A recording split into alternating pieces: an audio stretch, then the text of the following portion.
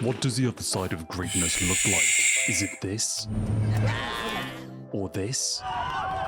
Or is it this? BJ Penn's UFC career is over. Bro, BJ Penn is considered by many to be one of the greatest fighters of all time. All the legends will go down in history as without a doubt one of the greatest of all time. But now we see what awaits these legends on the other side of eminence. Former UFC star BJ Penn was arrested yesterday for the third time in 6 days. This video will explore the legendary career of BJ Penn, the highs, the lows, and the heartbreak. BJ Penn was born to fight, man. That's what that kid was put on this I see BJ Penn fight like probably once. Oh!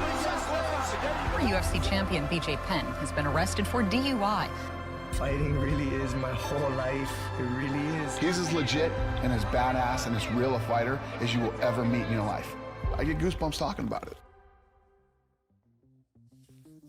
Shout out to BJ, bro. Before there was an MMA prodigy, there was a Brazilian Jiu-Jitsu one. BJ Penn got his black belt in 3 years. He's one of the only Americans ever to go win the black belt world championships in Brazil. How long do it usually take you to get your black belt? Like if you're not as good as BJ. You have like one of the craziest records of all time. For people that don't understand how crazy that is, first of all, it's crazy to be able to get your black belt in 3 years. Then to win the Mundials as a black belt, there's only one guy that ever did that. That's BJ Penn. People ask me, they say, how did you get a black belt in 3 years? Was it desire? Was it the dedication? Was it drive? And I always look at him and say, no, it was fun. How old were you when you started? 17. At 17, in 1996, Penn was introduced to Brazilian Jiu-Jitsu by a neighbor who had recently begun training under the Gracie family. He choked me out and he unlocked me. And then right there, my mind started going. So I was like, man, with this, I could beat up everybody in Hilo. I'll rule Hilo, you know what I mean? Penn was immediately hooked by the technical depth and effectiveness of BJJ. And then I ended up competing in my first tournament. Then I tapped out everybody. His ability to absorb techniques, combined with an aggressive, adaptable style, allowed him to dominate opponents in training and in local tournaments.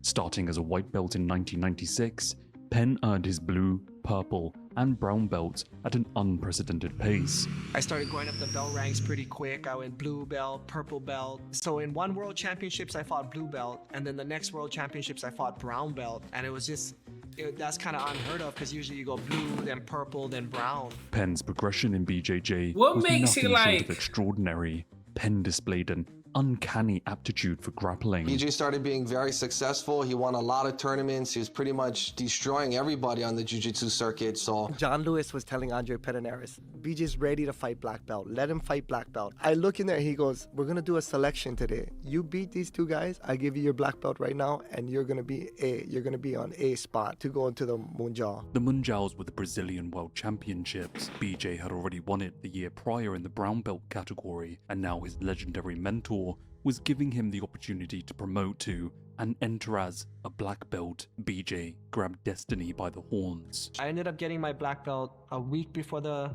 tournament. I had to do challenge matches with 2 other black belts in front of the whole school. And then I won my 2 matches against the 2 black belts. Wow. Just 3 years after beginning his BJJ journey, Penn was awarded his black belt by Andre Pederneiras, making him one of the fastest practitioners to achieve this rank in I've seen Andre Pederneiras before. Like I see his face before. I don't really history at the time. we're like, what's the next level? And everybody's like, you gotta go to Brazil. I got a chance to compete in the black belt world championships in Rio de Janeiro, Brazil. So BJ jumped on a plane and headed for Rio de Janeiro. But I remember when I was going on the plane up there, I remember one thing. I was sitting next to a lady. I said, you know what?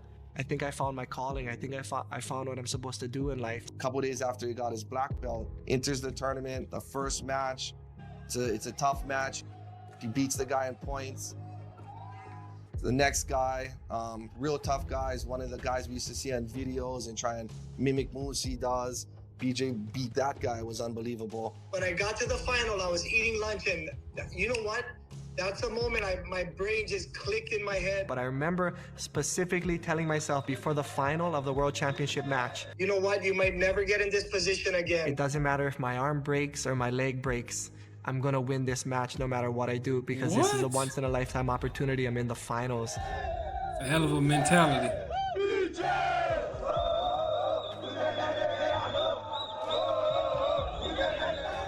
And And then I ended up winning the match 5-0 and becoming the first ever non-Brazilian to be the Brazilian Jiu-Jitsu black belt world. Oh, he was the first non-Brazilian. I know the Brazilians was mad.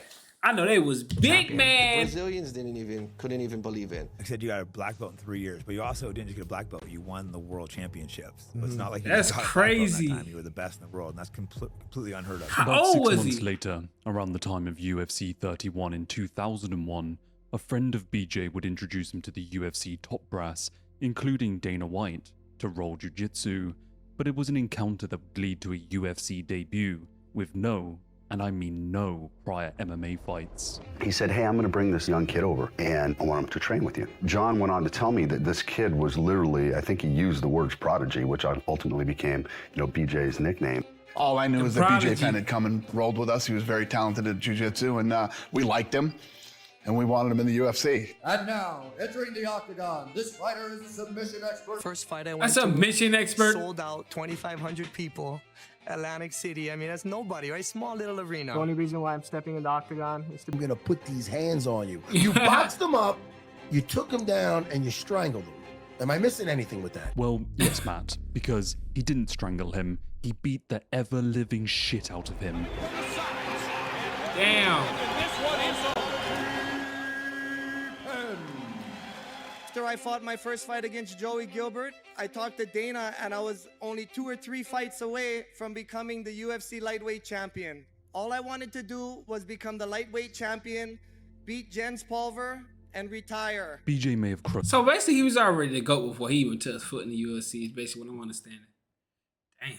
Look, man, I forgot to even say, like, comment, subscribe, man. Let me know in the comments what I want me to discover next and react to next. But, hey, BJ Penn? His first opponent in a dominating and unexpected way. But those 2 or 3 fights that would get him to Jens Pulver and the lightweight world title were not going to be easy.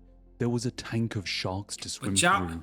Y'all been spamming BJ Penn in my comments for the past couple of weeks, so we hear an absolute monster. 12-1 as a pro, having only lost to top lightweight prospect Cal Uno, and riding a 7-fight winning streak that included the future lightweight champion Jens Pulver. Din really did stand as the pinnacle of the division at the time, but we have to remember, BJ had only had 1 fight in MMA, and now here he was, facing across the octagon from a 13-fight veteran. BJ really was just chucked in against the walls. Tail of the tape. This highly anticipated matchup between the 24-year-old Dean Thomas. Both of them was young though. They was young.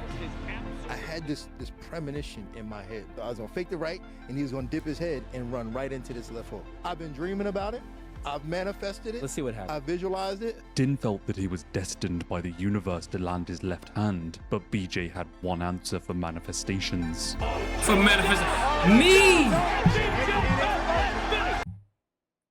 knee and sleep them. Where y'all got BJ? Let me know where y'all got BJ Penn ranked at, because I be seeing people. The prodigy! 2 minutes and 42 seconds into the very first round, caught a knee. BJ separated him from consciousness with a beautifully timed knee. The UFC had brought BJ in for his grappling prowess, but the Hawaiian native was instead cementing his early legacy in the sport with hands crafted on the violent streets of his homeland, living and breathing his ancestors' ancient warrior past. No wonder really that quickly, BJ was making a very marketable name for himself. In just 2 fights, BJ had finished 2 of the best the UFC had to offer in the lightweight division. Dean Thomas and Joey Gilbert. Despite being so young in his career, and so the UFC put together a little title eliminator with the man who had fought for the inaugural lightweight title earlier in that year and had rebounded with an emphatic TKO win. This was it. BJ's dream was just 1 fight away. He had to make this happen. Cal Uno was at a very young age already a Japanese superstar, making a name for himself on the other side of the globe as a world champion in Shooto. He had joined the UFC with a record of 12-3-2, making his debut fighting for the inaugural lightweight title against Jens. As we know, he would fall short in this venture, but would bounce back later the same year, picking up his first UFC victory by way of knockout. This had meant that he had kept his position as the 2nd best lightweight in the company, and so naturally, this meant if he could secure a win over BJ, he too was within touching distance of the title once more. Everything was on the line.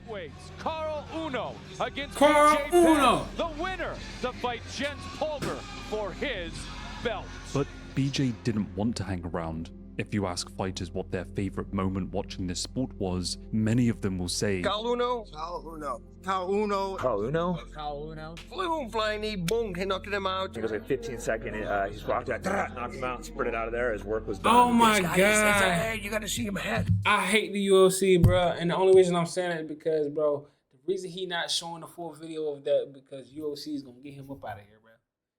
I hate the UFC, bro. See, you can't be posting UFC. You can post some clips of the video, but you can't put the whole clip. I don't want to see that. We're gonna watch that. Cal Uno. Flew him flying knee, boom, he knocked him out. It was like 15 second, he squawked out, knocked him out, sprinted out of there, his work was done. This guy is he could have shown some of it though. His hands, his knees, everything is working. This is a ground guy, and he comes in and he starts knocking people out. Dude, I was a fan instantly. At 11 seconds of the very first round. 11 seconds. Carlino sprinted out of the gate with a flying kick that did just about as much as what you would expect it to. BJ dodged it, and clearly inspired by this move, thought that he would deliver a speedrun of his own. After squaring up for a couple seconds, BJ sprinted forward, one hook as a misdirect, then gave way for a devastating uppercut that laid Uno out on the canvas. BJ didn't stop till the ref pulled him off, landing super necessary ground and pound that froze Uno like Elsa. Damn. BJ had done it. After less than a year in the sport and 3 destructive knockout finishes, BJ had arrived at the feet of the lightweight title. The man holding it was future Hall of Famer Jens Pulver, the first ever man to call himself the lightweight world champion, and who had defended the title just once.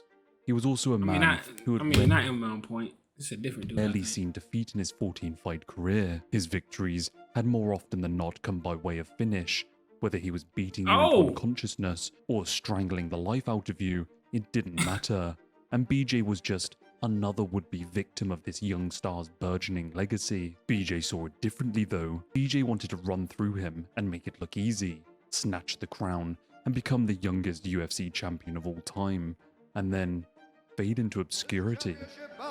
Is 5 rounds for the UFC lightweight champion of the world. The 3 Come on, rounds, BJ, the get fight right. was an absolute barn burner. One of the best fights you can go back and watch. The first 15 minutes crescendoed when seconds before the round would come to an end, Y'all forget BJ he a grabbed black a belt. hold Stop of playing. Jentz's arm and ripped it back in a beautiful armbar, something that Jentz would actually tap to. But the buzzer had already sounded, meaning that the fight continued. But from here, Jentz would take over. The 5th round was a wash, and the fight had clearly slipped through the Hawaiians. See, this is why I want to watch this fight, bro. Cause man, I want to see what really happened, bro. Cause man, they did my dog dirty, bro. They did my dog BJ dirty, bro. Fingers, BJ's dream of beating Jentz, grabbing the lightweight But I mean, if title, it's close, you and gotta then give it to the sailing champion. off into the sunset were dashed against the rocks. And in his own words, if it wasn't for that loss, the BJ Penn story that we cover to this day would probably never exist. I wanted that lightweight championship belt, and I wanted to put that thing on my dresser right next to my jiu-jitsu gold medal. And I knew that this isn't easy. If you want something, you got to work for it. And that's one thing, though. I look back on that loss to Jens Pulver. Mixed martial arts wasn't done with me. If I would have won that fight, we wouldn't be sitting here right now doing this interview. And I was still so close, I said, I might as well, I can't quit yet. He headed back to the UFC very quickly. I said, why my shit not 1080p? My shit was on 720, bro. I'm sick. That would come in the form of Paul Creighton, a fellow Brazilian Jiu-Jitsu black belt who had earned his UFC debut after stringing 3 victories together on the regional scene. The UFC pitted the 2 BJJ aces together, a matchup that promised an exciting ground game chess match, but that is not exactly what we got. It took 2 rounds for BJ to TKO his opponent, sliding out of the losing column and cementing himself back on the road toward the title. Paul Creighton, on the other hand, after just 4 fights in MMA and only 1 in the UFC, would never fight in the sport again, retiring after a destructive barrage from the Hawaiian. After Jentz had successfully defended his title for a 3rd time, becoming one of the sport's most winningest champions of that era, Jentz rightfully questioned his pay. When he faced BJ, Penn had been given 20 to show and 20 if he won, whilst Jentz, the reigning champion on the other hand, had been given 13 to show 13 to win. Well, this I led to a mean, massive contract dispute that resulted in BJ Gents Penn is a leaving the draw. organization behind and heading over to the other side of the globe to fight, a move that Dennis Pulver. didn't really go in his favor.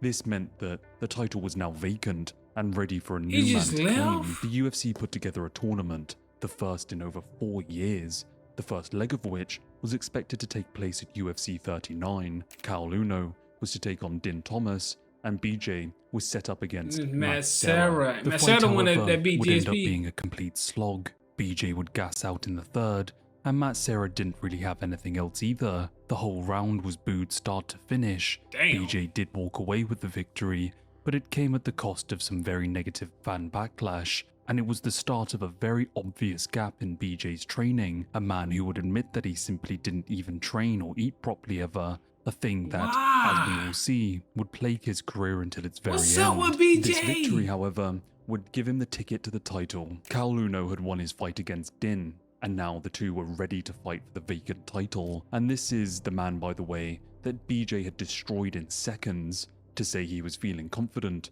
would be an understatement. Take me through that fight, man. How's that gonna go? It's gonna go just like the last one. Nah.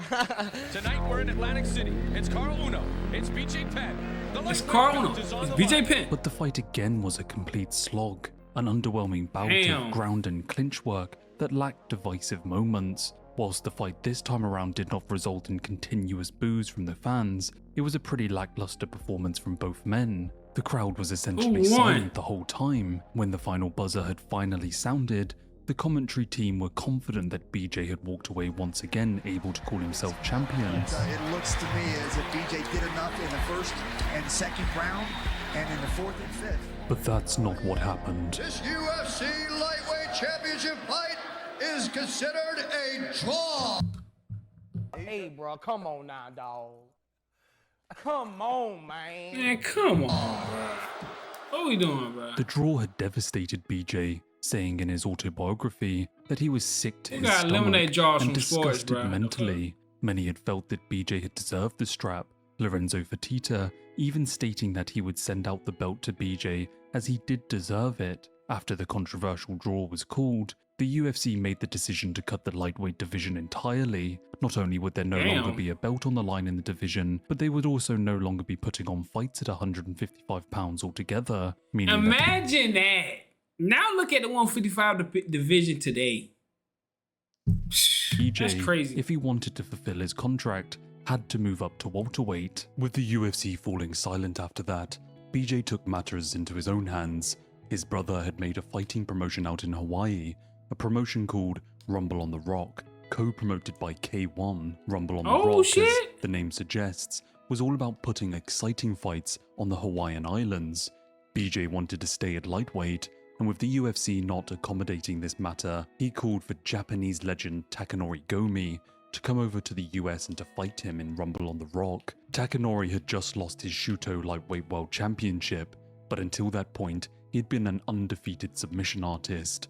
The fight, which would contest the Rumble on the Rock Lightweight World title, was essentially what BJ considered to be the fight to determine the real best lightweight on the planet, seeing as the UFC had abandoned the division completely. Dana White, according to BJ's autobiography, gave his blessings for the fight to take place, as long as Penn promised to return to the UFC after. And let's just say, we as MMA fans should be grateful for this, because It's the first time Dana did something good in his life. Absolute barn burner. He's the man right now, 155 pounds. He's the #1 ranked fighter in the world at 155 pounds. And tonight, he's going to try and prove it in front of everyone. We got 3 minutes left in this round. Oh! Left hand, right hand by Gomi to the inside. Both guys land. Gomi throws the jab. Nice single leg. Nice. Gomi explode. There it is. Locked it in. Oh my God, get him out. He done. He sleep. I say he can go to sleep. BJ would finish Gomi inside 4 rounds, cementing himself as the top lightweight of the era. But as promised, As he now had to head back to the UFC era. and I don't fulfill know, his bro. contract. Palmer And that got meant something to say moving about it. up a weight class. BJ didn't want any old fight though. He wanted to beat the best the UFC had to offer. So we tell Dana, of course, BJ wanting to have a challenge and wanting to have something to get excited for. And at that time, there's a person in the welterweight class, Matt Hughes, who's just destroying everybody. I think he was at that time maybe 28-1. 28-1. See, I seen Matt Hughes and I heard of Matt Hughes before. I never watched him fight, none of that. So let me know in the comments y'all want me to do a video on Matt Hughes. Matt Hughes. He's like he's stocky. Strong wrestler, farmer boy. UFC didn't have anybody to fight him all over the world. He fought everybody they could bring in, and nobody could beat him. So I called up Dana White. I said, BJ wants to fight Matt Hughes. He goes, "You're kidding me." I said, "No, I have him right here. He wants to fight him." He says, "You know what? Let's put that together. I like that fight." You can imagine that when of course Dana you put like down that the fight, phone, Dana. He turned around to Lorenzo and was like, He says, "I want Matt Hughes in Russia." No, he ain't say that. Fucking awesome. BJ may have had the heart of a comment said lion, about but that Khabib. didn't change the fact that Matt Hughes was a monster, the current welterweight champion, and it was pretty much everyone's opinion that BJ didn't stand a chance against him, but they don't call him the prodigy for nothing. What? Incredible back control. BJ looking for the choke. He's got the choke. He's done. It's over. Okay, now I understand why people would. Okay, now I understand. Okay, I understand now. I wish I could see this full fight, but I understand now. He's looking for the choke. He's got the choke. He's done. It's over. It's over. We have a new welterweight champion. A new welterweight champion. BJ Penn.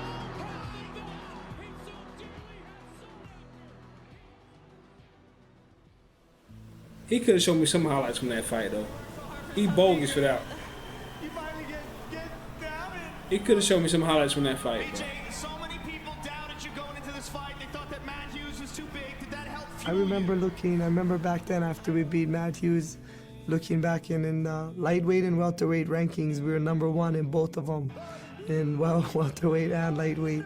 Did anyone ever do that before? After claiming the belt in such an incredible way, up a weight class and up against an unbelievable legend, you would think that BJ, now fulfilled in his initial purpose of becoming UFC World Champion, would move on from the sport as he had promised. But, well, we all know the story didn't exactly go like that. By the time I finally work my way back up and I fight Matt Hughes and I become the welterweight champion of the world, and at that point, I was in too deep.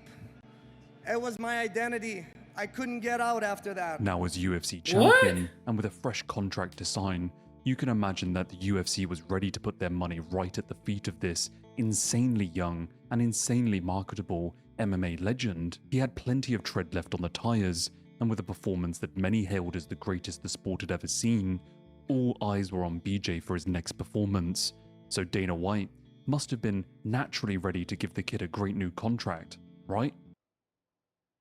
Right, guys? Anyone? Nah. The story goes like this. Whilst in contract negotiations, it would transpire that BJ had actually seen his contract end a month before he had ever even fought Matt Hughes, and so he started to negotiate outside of the UFC in order to get a fair price for his Bro, time. all these early UFC fighters started to leave, bro. Dana, bro. K1 offered BJ $187,000 per fight if he were to leave the UFC, an incredible I'd have amount took compared that. to the $20K he got paid to fight Hughes. Yeah, I'd have took that, Then at boss. an airport, he bumped into one of the 250 comedians left in the world, Joe Rogan, and they discussed his contract. Upon landing on the other side of America, BJ's phone was being blown up by Dana White, who was pissed that BJ had even dared to look elsewhere, even threatening legal action, and said there would now no longer be any pay rise altogether. Their version of the story is complete and pure. I guess that Bro, he that's all this nigga say all the forgot time. that the contract had already expired, and so you can imagine what happened next. Yo! Now we can see some highlights, man. Because UFC be tripping. After destroying Bas Rutten's prodigy Dwayne Ludwig, Penn would take any fight Dwayne he could, Ludwig. and in any weight class that he could. I feel like I heard that name before. K1 fighting. Show me something. Oh, uppercut him! dropped him.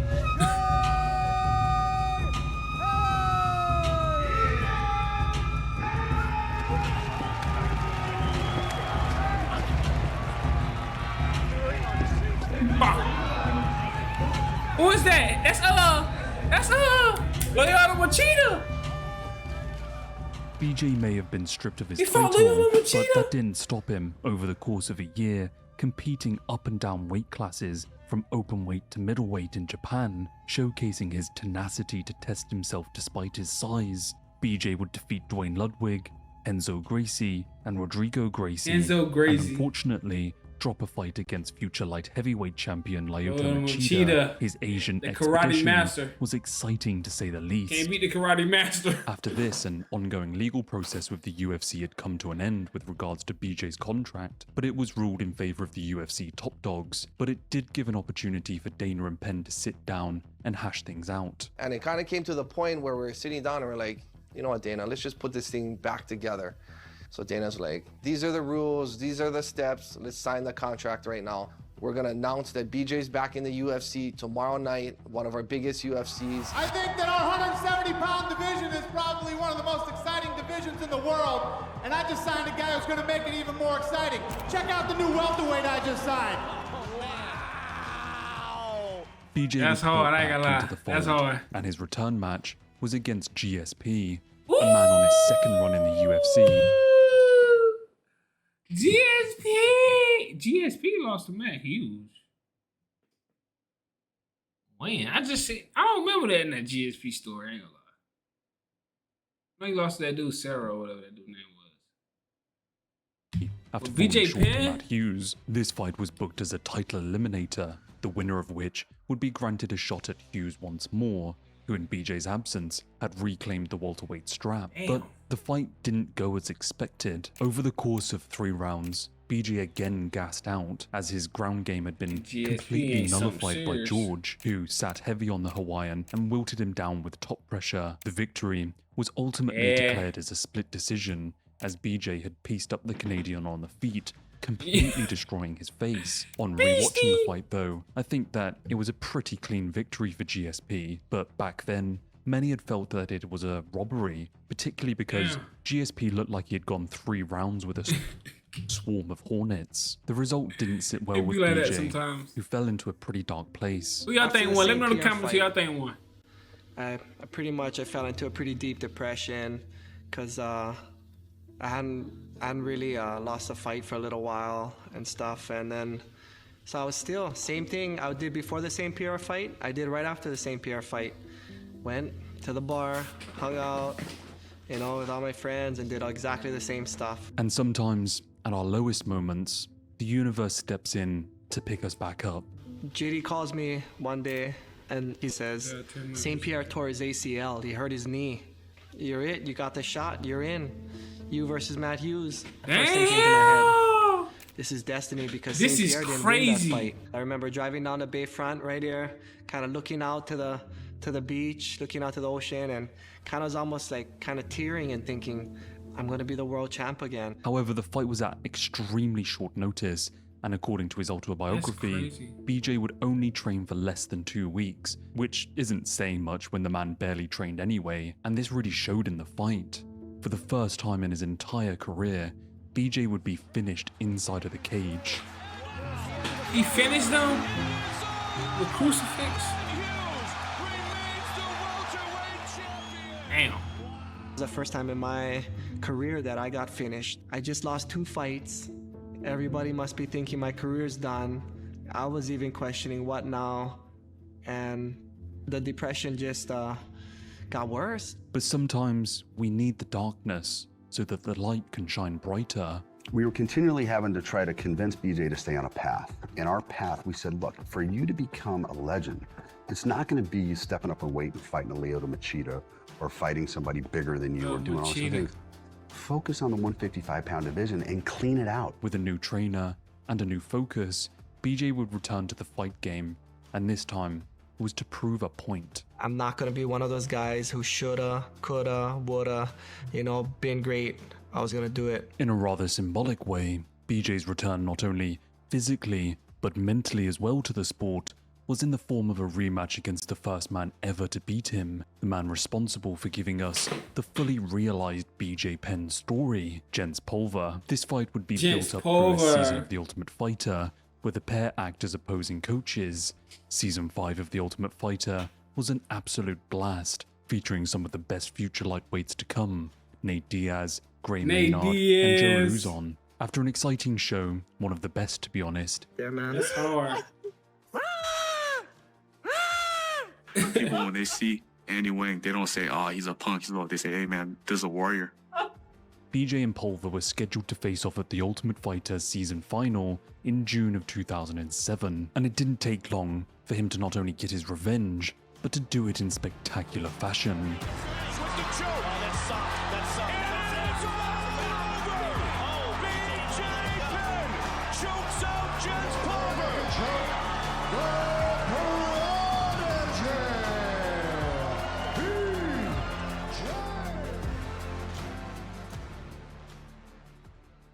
With the star getting a fantastic win in the lightweight division, there was only one place to go for BJ, and that was to the top. But we got some catching up to do with this weight class first. The UFC had gone around 10 events without lightweights between UFC 50 and 60, pretty much because of the fact that BJ and Uno drew in the contention for the lightweight throne. But they had returned the division in BJ's absence whilst he was at K1. Sean Shirk would go on to fight for the title against Kenny Florian at UFC 64, where he would win the belt, and then he would defend it once.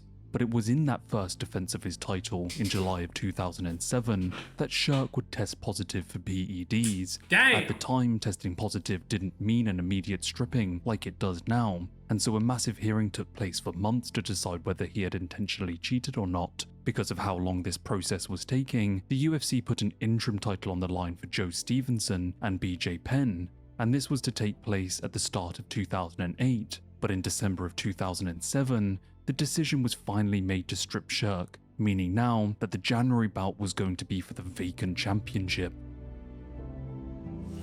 Inside. Damn, you gotta fight for it again? That's Penn, crazy. Joe Stevenson. One man will lead with a belt around his waist. He's got the choke. Here we Oh! go. That's it. That's a round. It is all over.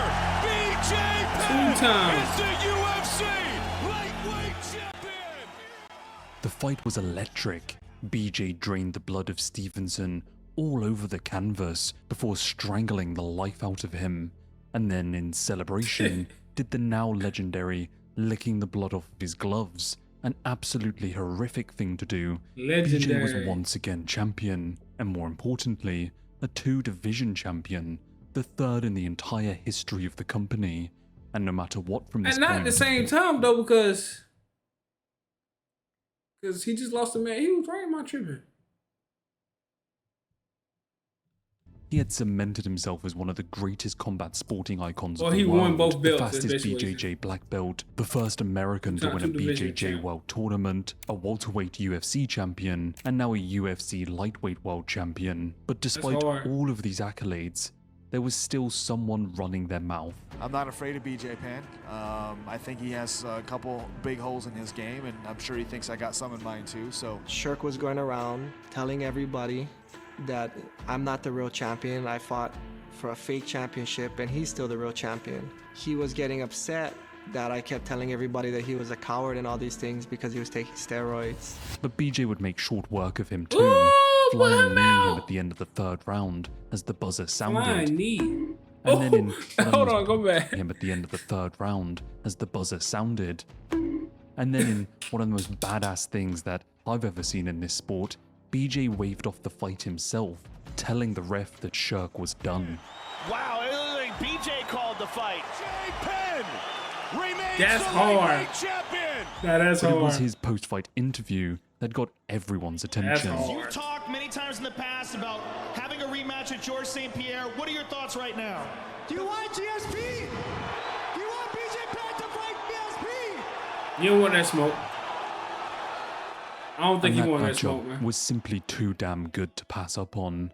Poster boy versus poster boy, reigning champion versus reigning champion, which I believe is the first time to have ever actually happened in the UFC, a rematch of Word? their split decision and Is that the first BJ's time? third shot at welterweight championship glory. Since beating BJ, GSP had been on an absolute tear, winning the welterweight championship, had a little slip up, and then working his way back to it Yeah. again, defending it once against John Fitch. Nigga fought Matt Hughes 3 had aged times. like fine wine, and so this fight wasn't going to be easy for BJ at all. You got a big fight on the horizon. You had to wait a little while for GSP I mean, to heal up. GSP fought Matt Hughes 3 This times. one's big. This is the kind of fight that you wait your whole career for. BJ Penn has the potential to hold 2 belts. If he wins tomorrow night, will truly make him probably the best pound-for-pound fighter in mixed martial arts. Yeah, they're both in their prime. They're both world champions. They're both 2 of the best athletes to ever compete in the sport, mentally, physically, emotionally in the right place, and they both want to finish each other. It's your title that's on the line, George. It's not BJ's title. So if you lose, you lose a belt. If he loses, he's still got a belt at the 155 division. When I walk in there to fight George, and there's just going to be one thing, just going to be constantly going through my head to the death. The mentality of the Hawaiian warrior mentality that he has, he means exactly what he says. He would rather die than lose. He said a lot of bad things, you know. A lot of things that he have said, it's not nice about me. Is this turning into a personal situation, or is it turning into a fact, you know what, I've got to make a statement in this fight? It's nothing personal, it's business, you know. If BJ can pull this fight off on Saturday night, he'll be the first guy in UFC history to hold 2 belts at the same time. They both say we're the best in the world. You know, talk is cheap. Let's find out January 31st. Damn.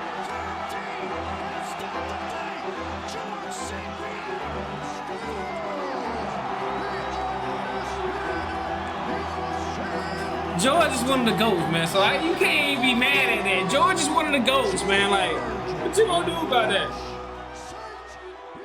George is 1-on-1, bro. Penn would be dominated They don't for create 4 Georges rounds no more. straight, with the fight ultimately being called off by a doctor going into the 5th. BJ falling short in his career once more. But this fight is known for something far more controversial, a conspiracy that ripples through the MMA sphere to this very day. There is a reason why cut men are now UFC employees, and that is because of Greasegate. The situation with BJ Penn and GSP with the Vaseline incident in GSP's corner. Controversy in the BJ Penn fight, a fight which he dominated.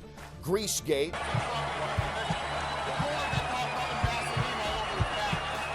I'm not saying GSP greased. I'm just saying he was slick. Dominated. Greasegate. Is that cheating? I'm not saying GSP greased. I'm just saying he was slick. I didn't know what happened because I wasn't in the fight. So when you're in a fight, you don't realize what happened. And not to say that what happened was George St. Pierre was intentional or anything. Cheating is stealing, and you're stealing money off somebody's table. You're stealing food out of their mouths. And I think BJ Penn, if you want to be a better fighter, you should have focused on things that he has the power to change. But bro, if you slippery as fuck, how am I gonna grab you from a black belt and you slippery? I can't get a hold of you, brother. I love you though, GSP. I'm just saying. Yeah, I do. Absolutely 100% think that guy was rubbing grease on him. Do I think George was trying to cheat? Absolutely not. The truth will always prevail and come out in the end. Whilst it remains alleged, most people are absolutely convinced that this happened. There are tons of video on Big ass YouTube showing Vaseline. BJ slipping off of GSP whilst he played his offensive guard, confirming to most that George was in fact cheating. After the fight in the locker room, commissioners of the fight claimed that they had also caught GSP greasing during the fight, opening a legal case. I saw him putting grease on his body. If you watch the second round, you'll notice the effect that grease had on the body. Mr. Pierre was able to slip in and out of his guard. Anyway, despite the evidence, the case was denied, That's snubbing crazy. BJ. Instead, the Hawaiian was forced to drop back down to defend his lightweight That's title. crazy. I have to defend my UFC lightweight championship. That's and crazy. Let me know what y'all think in the comments, man. Go ahead and let me know. I know you're gonna be mad at me or argue. Let me know what y'all think late about July this. or early August.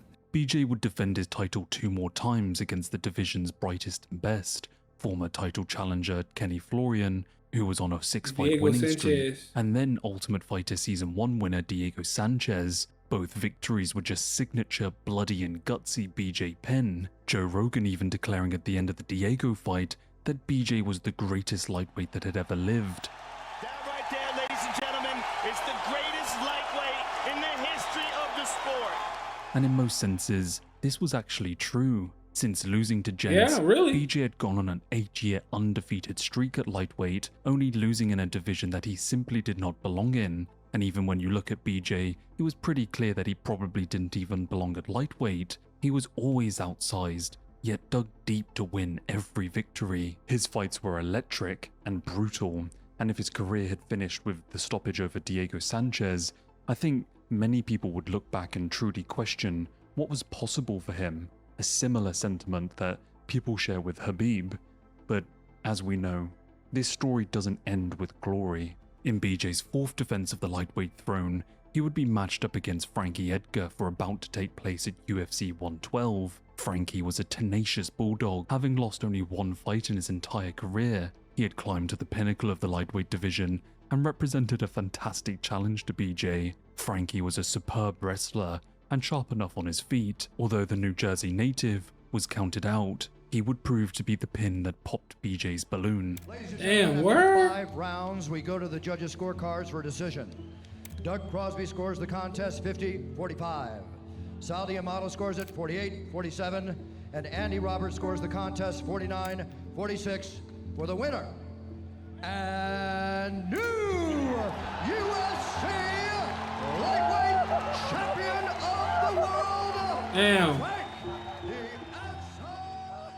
The fight was a back-and-forth slugfest, a grueling competition both on the feet and on the ground, and whilst many had thought BJ could have walked away the victor, it was ultimately Frankie that stole the strap, ending BJ's legendary streak at lightweight, and well, to be honest, irrevocably changing BJ's life forever. Many people mark this as the real end of BJ's career.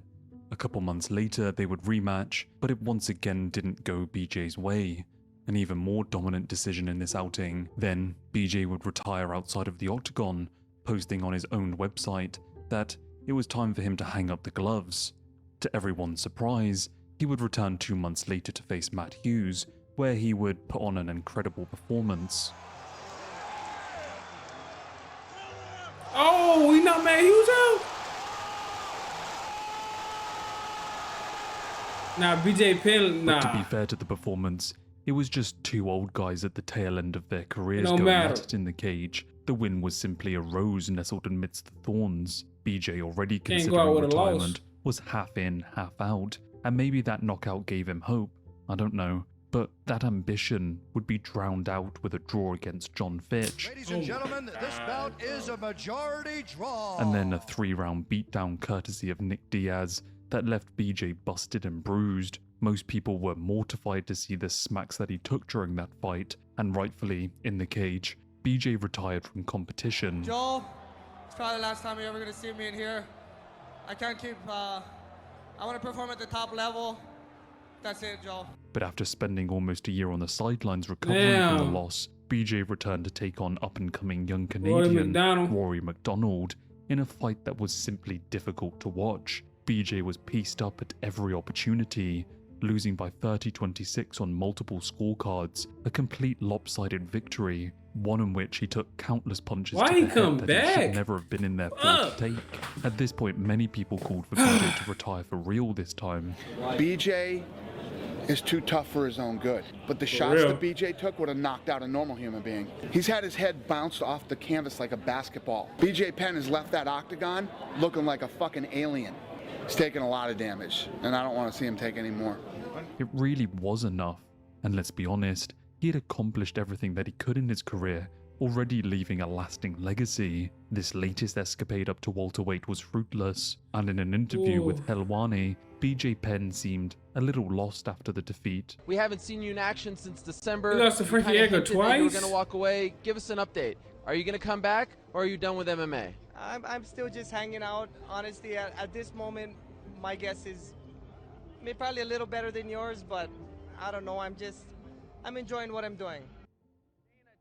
How did this all happen? How is BJ Penn and Frankie Edgar going down, and how at 145 pounds? All of a sudden I get a text from BJ Penn. BJ Penn texts me and says, "Hey Dana, I want to fight Ben Henderson." In September of 2013, it was announced that BJ would be returning after his brief hiatus. It was announced that he would be making his featherweight debut all the way down from his last fight at welterweight, to first coach alongside Frankie Edgar on a season of The Ultimate Fighter, but then lock horns with Frankie in the summer of 2014. The move to featherweight did make sense for BJ. Frankie had already shown that this bared positive results for the smaller guys at lightweight. If BJ won the fight, I'd have no doubt that the UFC was setting up a shot for BJ at the featherweight throne. But as we know, this story doesn't get any better. Edgar just continues to shift gears. Really putting the pressure on BJ Penn right now, landing shot after shot. And if BJ Penn doesn't work, Herb is going to stop this fight. Frankie Edgar finishes the legend BJ Penn. After 3 brutal lopsided rounds, BJ would be stopped via TKO, and thankfully this time, he announced that he would be permanently retiring. The punishment that he had taken in the last 4 years since losing his title to Frankie back in 2010 was just uncalled for, and at every turn, people had asked him to quit. But I guess warriors don't see things the way that we do. It's why we love them, I guess, but it's also hard to watch. This is the end. I'm thinking to myself, why did you step back in the octagon after the beating that Rory McDonald gave you? You know. He's one of the best 155 pounders of all time. He built that weight class. He built that weight class, and he was responsible for helping build the UFC. That's his legacy. 4 years after losing his title, BJ stepped back from the fight game, lamented as one of the few men that helped shape the UFC, a legacy that many fighters will never have. A brave warrior amidst the few, retiring with a record of 16-10-2. He His could last have 3 been fights, better than that, absolute but brutal wars that more than likely would have taken years off of his life. And now he saw that there was no path forward in the fight game, not unless he was willing to take unnecessary life-altering punishment. And so that was it. A year later, he was rightfully inducted into the Hall of Fame, a perfect punctuation point for one of the greatest combat careers the sporting world had ever known. And the number one people I gotta thank, made it all possible, is the fans. Thank you guys. I love you guys. Thank you, everybody. Thank you. Thank you, Dana. Put my boy in. Don't be bullshit. Except, we know that this story doesn't end on a high note. A year and a half after his exit from the sport, BJ was lured back to the bloody waters of MMA, the siren song of violence, calling him to wade deep into the waters of combat. A story told too many times, men half in, half out, that offer themselves up to unnecessary physical punishment, men way past their prime, trudging forward into the octagon despite not having the same motivation, the same dedication, and the same athleticism. But BJ felt that he had more to prove. After some failed scheduled matchups, who do we think that the UFC matched BJ up with? Well, they gave him an absolute monster in the form of Yair Rodriguez. In the first card of 2017, BJ Penn was scheduled to face the Mexican on a terrifying 7-fight win streak that included winning the Ultimate Fighter Latin America and some of the flashiest and devastating finishes that we have seen in a while. Rodriguez was heralded as the next UFC superstar,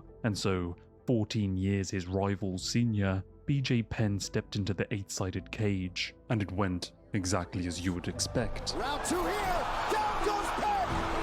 Head kicked him. That is it. El Penn Yair Rodriguez has done it. Immediately there were calls for BJ to permanently step away from competition and retire again. But for a further 2 years, these cries fell on deaf ears. BJ carried on. June 25th, 2017, BJ loses a majority decision to Dennis Siver. December 29th, 2018, BJ returns to lightweight, but is quickly submitted by Ryan Hall. May 11th, 2019, BJ loses a decision to Clay Guida. Despite calls for BJ Penn's retirement once again after his loss to Guida, and in turn setting the record for the longest winless and losing streak in the promotion's history, these calls to see some kind of justice given to Penn would go unheeded in the UFC's head office. Instead, BJ was rumored to be linked to a grudge match with Nick Lentz at an undisclosed UFC event toward the end of 2019. But 2019 wasn't going so well for the Hawaiian legend. In the early part of the year, a successful restraining order had been filed against him by his ex-girlfriend and mother of his children. The main complaint of this order was that BJ had spent years physically and abusing her. The restraining order, whilst implemented, would never be explored legally beyond this, and so it's worth noting that this behavior is only alleged. A few months later, BJ would be involved in a street fight with a bouncer. Obviously I can't show the footage of it, but it was becoming increasingly obvious, at the tail end of his career, that he was losing his grip on a healthy lifestyle. It simply just wasn't a good look. The nail in the coffin of BJ's failing MMA career and his worrying behavior came just 2 months later in August of 2019, when a very disturbing video was released of BJ in a street fight. After subduing a person that has later been identified as his actual friend, BJ led him back to his feet and asked him to punch him in the face undefended. The friend, that from what I can tell in my research was a former boxing legend of the island, threw a punch that obviously knocked BJ clean out, and in his unconsciousness would smash his head on a concrete floor behind him. I have to say that when I first saw this video, I was absolutely devastated. It was the first time in the 3 years at this point that I'd been watching the sport that I got to see someone that I'd grown up to be inspired by be so, I don't know, lost I suppose. It was disturbing. I don't know what to say much beyond this. This type of behavior, in my opinion, is reserved for those of a lesser character, not a legend. And here I was seeing a man renowned in the sport engage in such saddening conduct. Naturally, the UFC was quick to release a statement saying that they would never let BJ fight again. BJ Penn's UFC career is over. UFC President Dana White told ESPN he should have been stopped fighting. The 40-year-old another bout in the octagon. But after what I saw on that video, BJ needs to, you know, he needs to focus on his personal life and get himself together. And so it was. A You legend slapped of the your UFC wife. Chill out. and the sport in general had his chill career out. ended without ever placing his gloves down in the octagon. The commentary at the time was that BJ was clearly suffering from alcoholism brought on by CTE-like symptoms. His behavior simply did not make sense, only further backed up when, early the next year, BJ was arrested on DUI charges after crashing his vehicle, flipping it, but luckily not injuring anybody. No official charges were filed, but again it was just even more evidence for those that felt that BJ had had more than a fall from grace in the sport, but a fall from grace in his life also. At the end of 2020, a lawsuit was filed against him from a mother of his children again, and then a month later after that, BJ was arrested again on DUI charges. In a video released, we see him cuffed and slinging around racial slurs. Most modern fans of the sport can see the similarities between this and Tony Ferguson, who recently seemed to be following the same trajectory, and we all know how that made us feel in our hearts. Luckily, Tony was able to turn that around earlier this year, but BJ I guess wasn't so lucky. I say this to give context as to how old school fans must have felt seeing BJ in this most saddening of positions. After cleaning up his act for a few years whilst he pursued an unsuccessful political career, BJ entered the news cycle again for not so great things when, 4 years later after his last arrest, he was again charged with domestic abuse charges. This came at the tail end of a month-long social media tirade, which I'm sure most of you have seen, and it can only be described as heartbreaking. I'll play it here. This lady right here, look at her ass and legs. She's acting like my 79-year-old mother. But she's not my 79-year-old mother. And it's interesting when you Google Lorraine Abele, our house pops up, because this lady acts like Lorraine Lenoy. So you Google Lorraine Abele, and this house pops up, and then you look and then my mom's name starts popping up. She's trying to steal everything, and this is not my mother. And I'm putting this up because she's saying that she's going to get an attorney and try to do something. She's trying to throw me out, and if I attack her, she'll try to do something, TRO or something else, but she's... I'm not a doctor, you're not a doctor, but it is my opinion, and many other people's opinion, that this is just clearly CTE, and that is just heartbreaking. Real? It really is. He is a legend, and here he is, kneeling at the feet of a brutal career, broken mentally, is that real? Broken physically, and was we he sat on playing? the What was sidelines that? Was he watching his trolling? decline in real time. I remember watching BJ on a podcast run about 7 months before this actually happened, and the man just seemed like a shell of his former self, ranting, mumbling, incoherent at times, and unable to keep track of what he was talking about. I may be painting a dramatic picture with this last statement, I guess, but It's just what I felt when I watched it, only for all of this to be affirmed 7 months later. I do truly hope in my heart and in my prayers that this is just a momentary lapse, a brief mental break, and that BJ can get healthy again, and I'm sure that you all join me in that. I've seen fighters decline.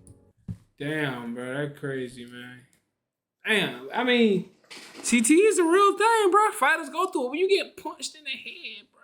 I mean, that's crazy, bro. I ain't gonna lie. Legends, bro. I hate it when it happens to legends, though, bro. Let me know, though, where y'all got BJ Penn ranked at all the time, man. Let me know how y'all feel about his whole situation, bro. I mean, it happens to the best of us, bro. I done seen the worst. I done seen the craziest stuff with fighters, bro. But let me know who y'all want me to react to next. And I'm sharing that video, man. No cap.